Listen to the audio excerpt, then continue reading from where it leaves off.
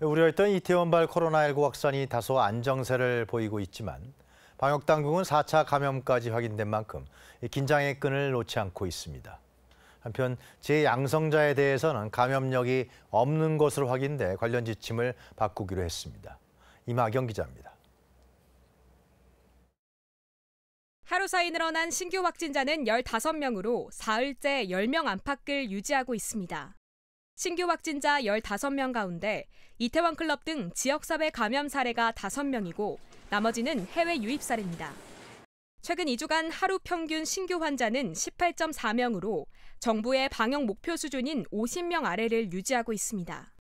방역당국은 이태원 클럽과 관련해 급격한 확산은 나타나지 않고 있는 것으로 판단하고 있습니다.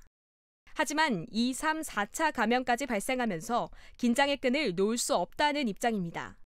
게다가 이태원 클럽을 다녀온 뒤 확진 판정을 받은 베트남 남성이 부천 나이트클럽까지 방문한 것으로 파악되는 등 추가 환자가 발생할 우려가 있습니다. 추가적인 또 지연돼서 발견된 그런 환자들이 있을 수 있기 때문에 지속적으로 검사와 또 접촉자에 대한 조치를 진행을 해야 된다라는 거고, 다만 대구 신천지 교회와 같은 그런 아주 폭발적인 그런 대규모 유행으로 번지지는 않았다는 정도의 평가를 하고 있는 상황입니다. 또한 방역당국은 이태원발 집단 감염은 4월 말 초기 환자들의 모임을 통해 시작된 것으로 추정된다며 정확한 감염 경로에 대한 조사를 진행 중이라고 밝혔습니다. 이런 가운데 정부는 재양성자 관리 방안을 변경하기로 했습니다. 그동안 재양성자도 확진자처럼 관리해왔는데 재양성자에게 감염력이 없는 것으로 확인되면서 지침을 바꾸기로 한 겁니다. 이에 따라 앞으로 확진자가 완치된 경우 14일간의 자가격리 없이 일상으로 복귀할 수 있습니다.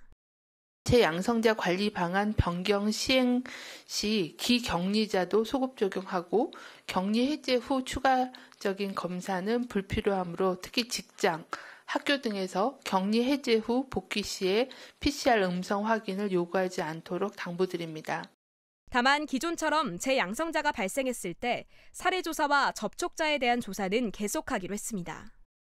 KTV 이마경입니다.